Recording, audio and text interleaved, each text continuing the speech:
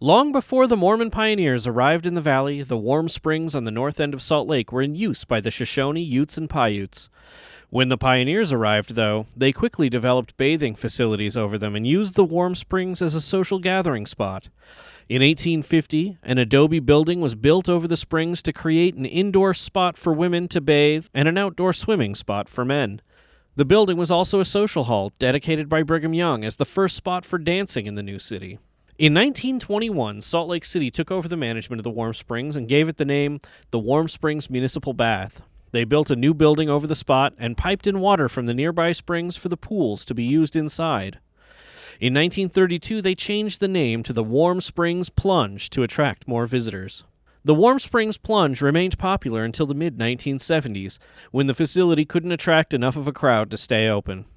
The building closed and the pools were drained. By 1983, the building would reopen as the Children's Museum of Utah. In the early 2000s, the Children's Museum closed and relocated to the Gateway. Since then, the building stands vacant in the middle of Warm Springs Park, waiting for restoration.